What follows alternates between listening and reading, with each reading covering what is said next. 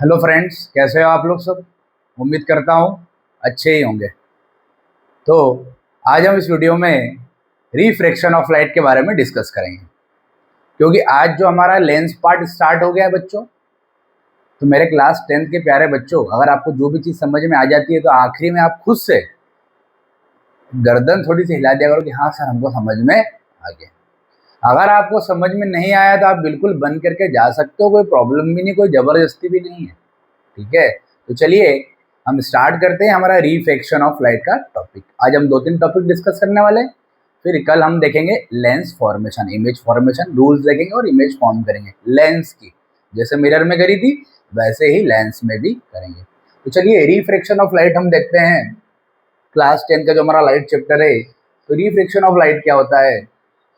जब कभी भी लाइट एक मीडियम से दूसरे मीडियम में चली जाती है और वो उसका रास्ता बदल लेती है लाइट, तो उसी लाइट को हम बोलेंगे, उसी फिनोमिना को हम बोलेंगे रिफ्रैक्शन ऑफ लाइट। वापस से क्या होता है दोस्तों, जैसे सपोज किया ये हमारा ग्लास है, ये हमारा ग्लास है, ये एयर है, और ये क्या है, ये कोई मीडियम है, मीडियम सेकेंड ग्लास है यहाँ पे। ठीक है, तो ये मीडियम सेकेंड है और ये मीडियम फर्स्ट है। तो ये एयर से जब लाइट ग्लास में जाएगी, एयर से लाइट कहाँ जा रही है, ग्लास में। एक मीडियम से दूसरे मीडियम में अगर लाइट चली जाती है, या दूसरे मीडियम से वापस पहले मीडियम में चली जाती है, तो पहले मीडियम से दूसरे मीडियम में लाइट चली जाती है, या फिर दूसरे मीडियम से वापस पहले मीडियम में लाइट चली जाती है। मतलब लाइट एक मीडियम से दूसरे मीडियम में चली जाती है, एक मीडियम से दूसरे मीडियम में चली जाती है। तो ऐसे जो फिनोमिना को हम बोलते हैं रिफ्रैक्शन ऑफ लाइट। और वो उसका रास्ता भी बदल लेती है, क्योंकि लाइट देखो ऐसी सीधी आ रही थी, पर वो रास्ता बदल लेती। क्यों बदलती है वो आगे डिस्कस करेंगे। अभी आप इतना याद रखिए कि when travelling obliquely from one medium to another medium, direction of the propagation of light in the second medium changes. जो डायरेक्शन होगी सेकंड मीडियम में लाइट की क्या हो जाएगी, चेंज हो जाएगी। इसी फिनोमिना को हम क्या बोलते हैं, रिफ्रैक्शन ऑफ लाइट। ये रिफ्रैक्शन ऑफ लाइट है। एक हमने पढ़ा था रिफ्लेक्शन, जो पहला पार्ट था, उसमें क्या होता था, लाइट उसी मीडियम में जाके टकरा के उसी मीडियम में लाइट वापस आ जाती। बट यहाँ पर क्या हो रहा है, मीडियम चेंज हो रहा है, जिसके कारण रास्ता भी वहाँ पर बदल रहा है। चलिए, तो ये तो हो गया हमारा रिफ्रैक्शन ऑफ लाइट। इसके बहुत सारे फिनोमिना हम देखते थे। ठीक है, इसके बहुत सारे हम फिनोमिना देखते थे। जैसे जैसे हमको पता है कि जब हम कभी भी किसी नींबू को पानी में डालेंगे, तो किसी भी हम नींबू को क्या करेंगे, पानी में अगर डालेंगे, तो जो लेमन रहेगा हमारा, उसको अगर वाटर में डालते हैं, तो ये जो लेमन है आपका, वो थोड़ा लार्ज आपको दिखने लग जाएगा। कैसा दिखने लग जाएगा, लार्ज। थोड़ा आपको बड़ा बड़ा लेमन दिखने लग जाएगा। क्यों, क्योंकि उसका जो साइज था वो आपको बड़ा दिखने लग गया था पानी के अंदर, क्योंकि रिफ्रैक्शन फिनोमिना के कारण। तो आगे हम डिस्कस करेंगे। ठीक है, तो और भी वो 12th क्लास में इसका वो डीप में दिया हुआ है, थोड़ा वहाँ पर भी आप, मैं जब वीडियो अपलोड करूँगा तो वहाँ भी आप लोग देख सकते हो। ठीक है, तो 9th का तो अपना पूरा सिलेबस कंप्लीट हो चुका है। क्लास 9th का जो भी क्लास 9th के बच्चे, उनको इन्फॉर्म करें कि सर ने क्लास 9th की सारी चीज़ें पढ़ा दी। ठीक है, और क्लास 10th का भी हम लगभग 30 से 40 दिन में, आज हमारा 6वां दिन है शायद, हाँ 6वां दिन है हमारा आज। तो मतलब 30 से 40 दिन में, within 30 days we will complete our chapter and all the chapters of physics. Physics के सारे चैप्टर हो जाएंगे। उसके बाद दोस्तों क्या है, 11th क्लास, फिर 12th, और आपके एग्जामिनेशन के टाइम में पेपर्स भी सारे अपलोड कर दिए जाएंगे। केमिस्ट्री भी कर दी जाएगी अपलोड, बायो भी कर दी जाएगी, मैथ्स भी कर दिया जाएगा, सारी चीज़ें मिल जाएगी। आइडेंटिटी के क्वेश्चन भी कर दिए जाएंगे। सब चीज़ें दोस्तों हो जाएगी। बस आप मेरे वीडियो को लाइक करें, सब्सक्राइब करें और ज़्यादा से ज़्यादा शेयर करें। तो चलिए, जो लेमन होता है वाटर के अंदर जैसे डालते हो, लार्ज दिखता है ड्यू टू रिफ्रैक्शन। दूसरा जो हमको कारण पता है कि जब हम जो पेंसिल डालते हैं पानी के अंदर, तो स्लाइटली उसका जो जैसे इसे अपने पेंसिल डाली, थोड़ी सी अपने को इस तरफ पेंसिल नजर आती है, थोड़ी सी पेंसिल का जो साइड है वो खसक जाता है, जो पोजीशन है वो चेंज हो जाता है। वो भी किस कारण होता है, रिफ्रैक्शन के कारण ही होता है। तो पेंसिल क्या होता है, साइड थोड़ा शेप चेंज हो जाता है, मतलब पोजीशन चेंज हो जाती है। क्या चेंज हो जाती है, पोजीशन। मेन तो यही याद रखना। और फिर अगर मान लेते किसी ग्लास स्लैब में, किसी ग्लास स्लैब में अगर लेटर लिखा हुआ है, प्रिंट करा हुआ है, सिर्फ 10 मिनट का दोस्तों ध्यान से सुनना। जो भी प्यारे बच्चे ऑनलाइन है या ऑफलाइन, आप घनिष्का वगैरह जो बैठे हुए हो, देवाशा, आप भी, अमन, आज जितने बच्चे बैठे हैं आप ऑनलाइन सुन रहे हैं, अगर आपको समझ में आ जाता लास्ट में आप ऐसा, ठीक है भैया आ गया, और खुद से एक बार वीडियो पॉज करके पढ़ लिया करो। मेरे पढ़ाने के बाद एक बार खुद भी पढ़ा करो, नहीं तो मेरे पढ़ाने से कोई मतलब नहीं।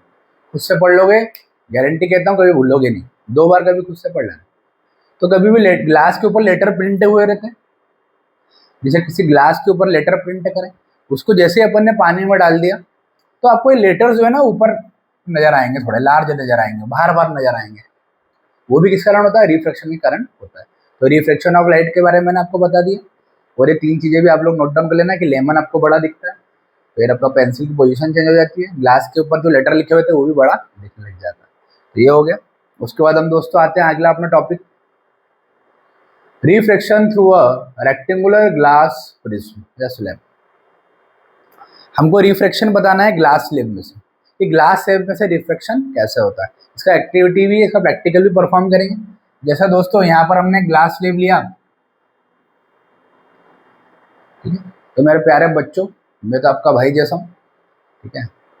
देखो, जितना आप लोग मुझसे कांटेक्ट में रहेंगे, जितना आप मुझे अपना समझोगे, तभी तो मैं आपको आपके तरीके से काम कर पाऊंगा। अगर आपको नहीं पढ़ना है, अभी आप वीडियो छोड़ के जा सकते हो, कोई ज़बरदस्ती नहीं, मैं हर वीडियो में बोलता हूँ, ठीक है। जितना आ रहा है उतना अच्छे से करो, कोई दिक्कत नहीं है। कोई भी व्यक्ति सामने वाला अपना 100% ही देता है, सामने वाला सोचता है कि नहीं, सामने वालों को अच्छा ही समझ में है, ठीक है। और अगर समझ में आ रहा है तो सब्सक्राइब करना ना भूलें और शेयर भी कर देना। चलो 5 मिनट में इसको खत्म करते हैं। बहुत सिंपल है, देखो कैसे। ये नॉर्मल है दोस्तों, ये क्या है? नॉर्मल है। अब इस नॉर्मल में हमने लाइट को इंसिडेंट करवाया, ये नॉर्मल है, ठीक है, नॉर्मल है 90 डिग्री, ये हम ड्रॉ कर सकते हैं। ये इंसिडेंट रे हमारी, हमने एक लाइट क्या करी? इंसिडेंट करी। ये इंसिडेंट रे है, जिसका हम नाम दे देते हैं ओए। ओए, ठीक। ये लाइट हमने इंसिडेंट। अब याद रखना, जब कभी भी क्या होता है, लाइट रेयर मीडियम से डेंसर मीडियम में अगर लाइट जाती है, ठीक है, मीडियम लिख देते हैं, रेयर मीडियम से डेंसर मीडियम में अगर लाइट जाती है तो टूवर्ड्स द नॉर्मल बेंड हो जाती है, towards the normal light bend हो जाती है, लाइट बेंड हो जाती है। ये लिख लो आप लोग, फर्स्ट पॉइंट लिख लो, अभी लिख लो कि अगर जब कभी भी लाइट रेयर मीडियम से डेंसर मीडियम में आ रही है तो towards the normal light bend हो जाएगी। और मैंने आपको हमेशा एक बात से कही, एक चीज याद रखो, सीधा पता कर लो, उल्टा पता चल जाएगा। तो ये अगर रेयर से डेंसर में टूवर्ड्स द नॉर्मल बेंड हो रही है, टूवर्ड्स, तो अब डेंसर से अगर लाइट रेयर में जाएगी, अगर लाइट कहाँ से कहाँ जाएगी? डेंसर से रेयर में जाएगी लाइट, तो क्या हो जाएगा? Away from the normal.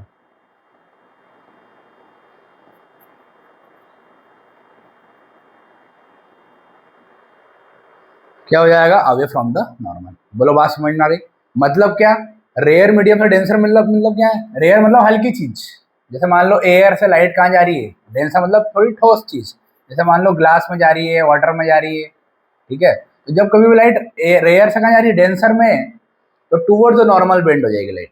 और डेंसर से रेयर में जा रही है तो अवे फ्रॉम द नॉर्मल। देखो जैसे यहाँ पर ये रेयर मीडियम है और ये डेंसर मीडियम है, तो ये हवा में है और ये ग्लास की बात करें। जब भी लाइट रेयर मीडियम से कहाँ जा रही है? डेंसर मीडियम में, तो टूवर्ड्स द नॉर्मल, नॉर्मल की तरफ बेंड हो जाएगी। ये नॉर्मल है, इसके तरफ बेंड हो जाएगी, इसके तरफ बेंड हो जाएगी, ऐसी लाइट हो जाएगी। ये नॉर्मल की तरफ, देखो ये लाइट सीधी जा रही थी, ऐसे सीधी जा रही थी, सीधी आ रही थी ऐसी, ये लाइट सीधी जा रही थी, जैसे ही रेयर मीडियम से डेंसर में गई लाइट तो टूवर्ड्स द नॉर्मल बेंड हो गई, ये नॉर्मल की तरफ बेंड हो गई। ये नॉर्मल है, इसके तरफ बेंड हो गई, तो ये नॉर्मल की तरफ क्या हो गई? लाइट बेंड हो गई। अब देखो यहाँ पर क्या हो रहा है? ये एंगल आई हो गया और ये एंगल आर। अब लाइट कहाँ जा रही है? डेंसर से रेयर, डेंसर से रेयर, तो डेंसर से रेयर जाएगी तो अवे फ्रॉम द नॉर्मल। यहाँ पर हमने एक नॉर्मल ड्रा करा 90 डिग्री का। अब ये क्या हो जाएगा? ये नॉर्मल है, तो नॉर्मल के टूवर्ड्स लाइट आएगी क्या? नहीं, क्या हो जाएगी? अवे फ्रॉम द नॉर्मल, दूर चली जाएगी। क्या हो जाएगी? लाइट दूर चली जाएगी, समझ में? तो अवे फ्रॉम द नॉर्मल, दूर हो गई लाइट, ठीक है। तो ये आपका क्या हो गया भैया? ये जो रे है इसको बोलते हैं हम रिफ्रैक्टेड रे, रिफ्रैक्टेड रे। और इसको हम बोलते हैं, इसको क्या बोलते हैं? इमर्जेंट रे। क्या बोलते हैं? इमर्जेंट रे। ध्यान से देखना, हमारा थोड़ी क्या है ना, गर्मी ज़्यादा पड़ती है भैया, ठीक है, चलिए कोई बात नहीं। तो ये रिफ्रैक्टेड रे होता है और ये क्या होता है? इसको बोलते हैं हम इमर्जेंट रे। क्या बोलेंगे? इमर्जेंट। तो ये इमर्जेंट रे हो गई, ये रिफ्रेक्टेड रे हो गई, और ये ओ ए क्या हो गया, इंसिडेंट रे। तो ओ ए इसका नाम इसको देते थे बी, इसको देते सी। तो ये हो गया ए बी रिफ्लेक्टेड रे, और ये हो गया बी सी इमर्जेंट रे। बोलो आ गई बात समझ में कि नहीं आ गई? मतलब ये ओ ए इंसिडेंट रे, ये रिफ्लेक्टेड रे, और ये इमर्जेंट रे बी सी, यही आपका जो है, इसी को क्या बोलते हैं हम, reflection through a glass rectangular slab. ये आपको बनाते आना चाहिए, और आपको ये जो है ये पॉइंट्स आपको याद होना चाहिए। समझ में आ गई बात? तो इसको नोट डाउन कर लो, ये डायग्राम बना दो प्रॉपरली। और ये 2 पॉइंट्स बहुत इंपॉर्टेंट है, इसको भी आपने इसमें कुछ दम था क्या? बोलो, कुछ भी दम था? फिजिक्स में कुछ भी दम नहीं है, सिर्फ कॉन्सेप्ट याद रखो, फॉर्मूला याद रखो, ट्रिक्स याद रखो, काम हो जाएगा। कैसे दम नहीं देखना दोस्तों, ये इंसिडेंट रे ओ ए है, और यहाँ से अपने लाइट इंसिडेंट करवाई, रेयर मीडियम से डेंसर लाइट गई, टूवर्ड्स द नॉर्मल बेंड हो गई, टूवर्ड्स द नॉर्मल बेंड हो गई। अब डेंसर से लाइट रेयर जा रही है, तो अवे फ्रॉम द नॉर्मल हो गई, ये नॉर्मल से अवे हो गई। तो जो अवे हुई है, यहाँ पे जो एंगल बना है, इसको भी इमरजेंट एंगल बोलते हैं। क्या बोलते हैं? Angle of emergence. इसमें एक और चीज़ होती है दोस्तों, कि अगर हम इस इंसिडेंट रे को आगे लाइन, अगर इसको डॉट डॉट करके आगे लेके जाते हैं, और ये क्या अपनी इमरजेंट रे और जो हमने इंसिडेंट रे को आगे बढ़ाया है, उसके बीच की जो डिस्टेंस होती है, इसको हम बोलते हैं लेटरल शिफ्ट। क्या बोलते हैं? Lateral shift. तो लेटरल शिफ्ट क्या होता है दोस्तों, कि जो इमर्जेंट रे है और जो इंसिडेंट रे है, उसके बीच का जो डिस्टेंस होता है, उसी को हम बोलते हैं लेटरल शिफ्ट। ये भी आप चीज़ लिख लेना। ये हमारा जो है reflection through a rectangular glass slab है, खत्म हो गया है। ये 2 पॉइंट्स लिख लो, डायग्राम बना लो, तो इतना ही हमको चीज़ें याद रखना है। चलिए आगे देखते हैं, इसको नोट डाउन कर ले आप लोग। देखो ये हो गया हमारा reflection of light, reflection through a glass film. अब हमारा है लॉस। क्या हो जाएंगे? लॉस लिखे भी हुए हैं यहाँ पर। देखो देखो 2 लॉज होते हैं हमारे। कितने लॉज होते हैं? 2। क्या ये लॉज ऑफ रिफ्लेक्शन, जैसे हमने रिफ्लेक्शन के लॉज पढ़े थे, वैसे हम यहाँ पर क्या पढ़ेंगे? Laws of reflection. ये लिखे हुए हैं। पहले हमने रिफ्लेक्शन का पढ़ा था, तो लॉज ऑफ रिफ्लेक्शन क्या होता है? तो रिफ्लेक्शन में हमने देखा कि incident ray, normal ray, reflected ray lie on a same plane. दूसरी चीज़ हमने दोस्तों ये देखी कि जो एंगल ऑफ इंसिडेंस था, वो एंगल ऑफ रिफ्लेक्शन के बराबर था। रिफ्लेक्शन ऑफ लाइट, जो आपने आधा चैप्टर पहले पढ़ा। अब रिफ्लेक्शन ऑफ लाइट में 2 लॉ होते हैं। पहला लॉ तो सेम होता है कि incident ray, reflected ray, normal ray lie on a same plane. एक ही प्लेन पे लाई करते हैं। Incident ray, reflected ray, normal रे एक ही प्लेन पे लाई करते हैं, एक ही प्लेन पे लाई करते हैं। तो पहला रूल तो हमारा सही हो गया, लॉ भी हो गया। जो पहले वहाँ पर जो रिफ्लेक्शन ऑफ लाइट में जो लॉस था ना, वही लॉ कहाँ था? यहाँ पर। समझ में आ गई बात? चलो, तो जो पहला रिफ्लेक्शन ऑफ लाइट वहाँ था, वही लॉ यहाँ पे पहला रिफ्लेक्शन ऑफ लाइट में क्या है कि इंसिडेंट रे, नॉर्मल रे और reflected ray lie on a same plane. एक ही प्लेन पे, एक ही सतह पर है, एक ही सतह पर जुड़े हुए हैं। अब दूसरा लॉ देखो, बहुत सिंपल है। दूसरा लॉ में ये बोलता है कि, सो काट देना, sine i upon sine r equals to constant. ये हो गया हमारा दूसरा लॉ। तो दोस्तों खत्म हो गया। ये हमारा दूसरा लॉ क्या बोलता है कि जो sine i upon sine r है, वो कॉन्स्टेंट होता है। मतलब जो angle of incidence of sine to the angle of refraction, light जब एक मीडियम से दूसरे मीडियम में चली जाती है वाला रिफ्रैक्शन, तो angle of incidence of sine is to the angle of refraction of the sine is just equal to the constant. इसी को बोलते हैं हम स्नेल्स लॉ। इसको हम स्नेल्स लॉ भी बोलते हैं। क्या बोलते हैं? Snell's law. ये तो होता है हमारा second law refraction of light का। तो रिफ्रैक्शन ऑफ जो सेकेंड लॉ था, second law of refraction of light is it is the ratio of the angle of incidence of sine to the angle of refraction to the sine is just equals to constant. This is called second law of refraction. That is also called Snell's law. So this is the process and this is the definition proper. You can write from here. And also the condition is the angle of incidence should be less than 90 and greater than from 0. मतलब angle of incidence 0 से ज़्यादा होना चाहिए और 90 degree से कम होना चाहिए। 90 degree पे होगा तो नॉर्मल हो जाएगा वो, पर ऐसा पॉसिबल होगा नहीं। जैसे हमने पहले भी ग्लास प्लेन में जो डायग्राम बनाया था ना, उसमें हम लोगों ने देखा था। आगे बात समझ में? तो आप लोग ये बात याद रखना कि जो एंगल ऑफ इंसिडेंस होगा वो 90 से छोटा होगा या तो 0 से बड़ा होगा। तो ये हो जाते हैं हमारे दो लॉ। तो लॉ हमारे कौन कौन से दोस्तों? फिर हमारा आखिरी टॉपिक है आज का, रिफ्रैक्टिव इंडेक्स। लॉ में कुछ भी दम नहीं है ना, लॉ तो सबको आता है। पहला क्या होता है? Incident ray, normal ray, reflected ray are lie on a same plane. दूसरा लॉ क्या होता है? It is the ratio of the angle of incidence of sine to the angle of reflection of sine is just equals to constant, that is also called a Snell's law. देखो formula आप लोग याद रख लो, sin i upon sin r equal to r constant. sin i upon sin r equal to constant. अब ये फॉर्मूले से हम डेफिनेशन आराम से बना देंगे। तो डेफिनेशन में बोलो कोई प्रॉब्लम आएगी क्या? नहीं आएगी। बहुत सिंपल डेफिनेशन है, समझ में आ रही कि नहीं बात आ रही है? तो बहुत सिंपल चीज़ है दोस्तों। बस आपको क्या करना है, मेरे चैनल को सब्सक्राइब करना है। जैसे देखो रिफ्रैक्टिव इंडेक्स में कुछ भी दम नहीं है। 2 मिनट के अंदर मैं आपको रिफ्रैक्टिव इंडेक्स करा के बताऊंगा, देखना कैसे, ध्यान देना। देखो रिफ्रैक्टिव इंडेक्स मैंने जैसे आपको बोला कि फॉर्मूला याद रख लो, डेफिनेशन अपन बनाते आना चाहिए। रटोगे कब तक, बड़े हो गए अपन। देखिए रिफ्रैक्टिव इंडेक्स क्या होता है? Mu equal to C upon V. ये म्यू को क्या बोलते हैं हम? Refractive index. उसके बाद ये सी क्या है? Speed of light, speed of light in vacuum to the speed of light in any medium. मतलब लाइट की स्पीड किसी वैक्यूम में और जो भी लाइट की स्पीड किसी मीडियम में, उसी को हम बोलेंगे रिफ्रैक्टिव इंडेक्स। मतलब हम देखो डेफिनेशन बनाएंगे अब, जो फिजिक्स में लिखी हुई है हमारी बुक में। Refractive index is just a ratio of the speed of light in vacuum to the speed of light in medium is called refractive index of the object. मतलब लाइट की स्पीड वैक्यूम में कितनी है और light की speed किसी medium में कितनी है, उसका रेशो ये क्या हो जाएगा? रिफ्रैक्टिव इंडेक्स हो जाएगा। जैसे सपोज किया ये एयर है और ये कोई मीडियम है, अब यहाँ पर है क्या है, इसकी स्पीड यहाँ पे v1 मानते हैं, इसकी स्पीड यहाँ पर v2 मानते हैं। कोई लाइट आ रही है, इसकी स्पीड यहाँ पर v1 है, यहाँ पे इसकी स्पीड कितनी है? v2 है। तो एयर से लाइट कहाँ जा रही है? मीडियम में। तो मान लेते हैं एयर से लाइट कहाँ जा रही है? किसी मीडियम में। तो v1 अपॉन क्या हो गया? v2। अब इसका रिफ्रैक्टिव इंडेक्स हो गया v1 अपॉन v2।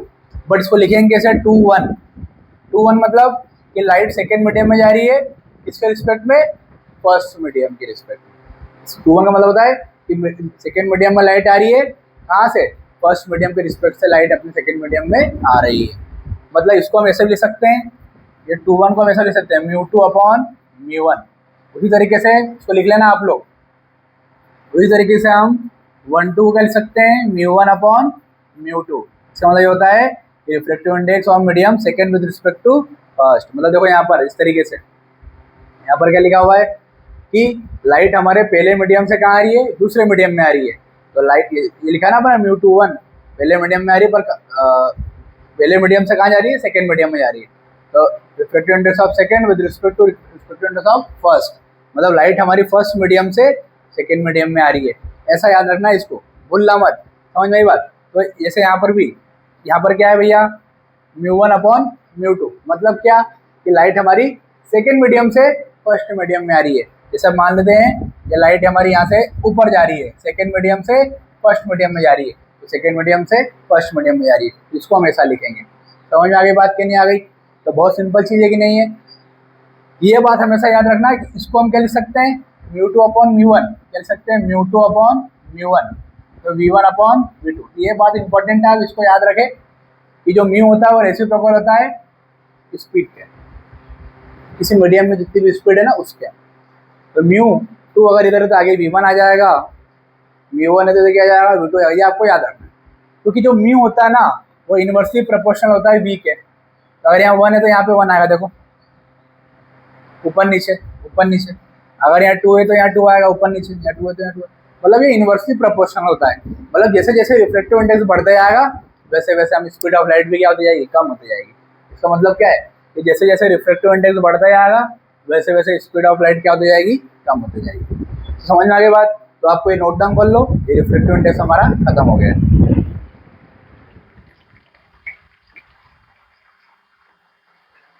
ना भैया हमारे निमाड़ में क्या है ना भैया, गर्मी बहुत पड़ती है। अभी आज 43-44 हो गया है डिग्री सेल्सियस। फिर भी मैं आपके लिए वीडियो बना रहा हूँ, अपलोड कर रहा हूँ। आप बस बदले में क्या करें, सब्सक्राइब करें। देखो इसमें रिफ्रैक्टिव इंडेक्स में कुछ दम था क्या, बोलो अमन? जितने बच्चे ऑनलाइन है, गर्दन ऐसे करो, मैं आ गया तो बोलो गर्दन ऐसे करो, देखो अब आ जाएगा, अभी भी आ गया था, पूरा आ जाएगा। रिफ्रैक्टिव इंडेक्स में कोई दम नहीं है, सिर्फ आपको mu equal to C upon B याद रखना है। इसका मतलब होता है कि speed of light in any vacuum to the speed of light in any medium.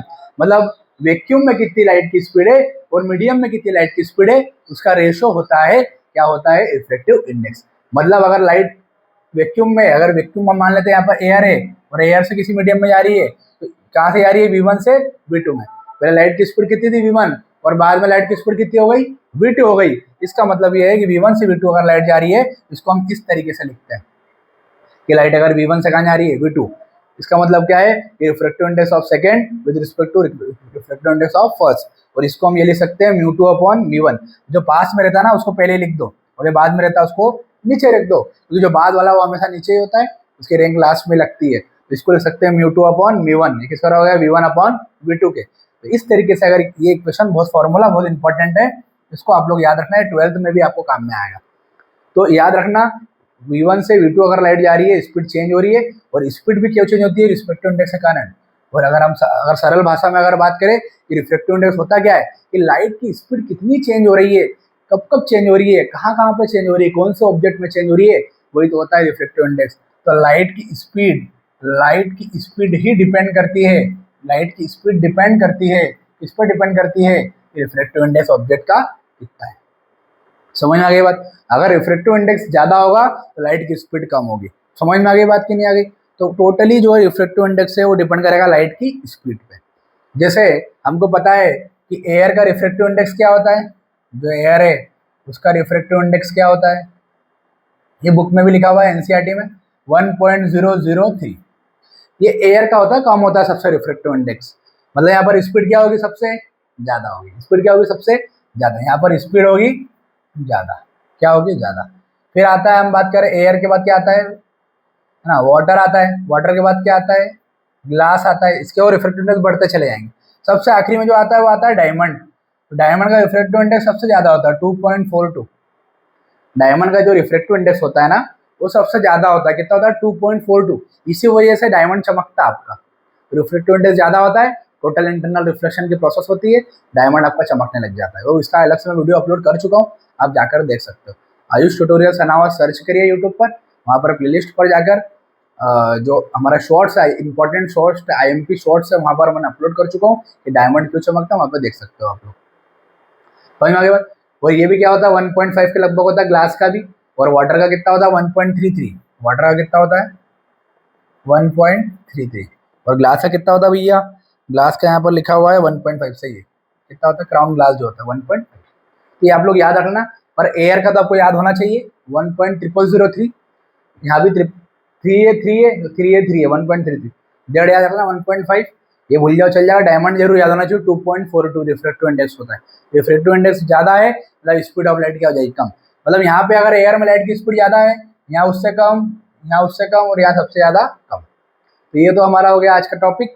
कल हम डिस्कस करेंगे स्फेरिकल लेंसेज की इमेज फॉर्मेशन और रूल्स। तो कल हम इसको देखने वाले हैं। परसों जो है मिरर फार्मूला तो हो चुका है, लेंस फार्मूला डिस्कस करेंगे, मैग्निफिकेशन करेंगे, और पावर ऑफ लेंस भी करेंगे परसों। फिर हमारा जो चैप्टर है वो कंप्लीट है।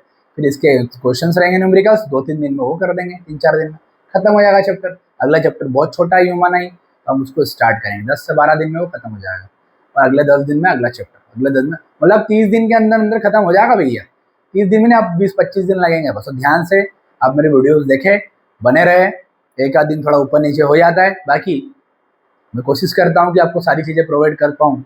और अगर कर पा रहा हूँ तो मेरे वीडियो को सब्सक्राइब जरूर करें, और शेयर भी करना है, और नोट डाउन भी करना है। देखो नोट डाउन कैसे करो, लास्ट में मैं अभी जब ये लेंस खत्म हो जाएगा ना, परसों नरसों, पूरा टिक लगवा दूंगा। मिरर तो लगवा चुका हूँ प्रीवियस वीडियो में टिक, अब लगा लेना। और लेंस में भी मैं टिक लगा दूंगा।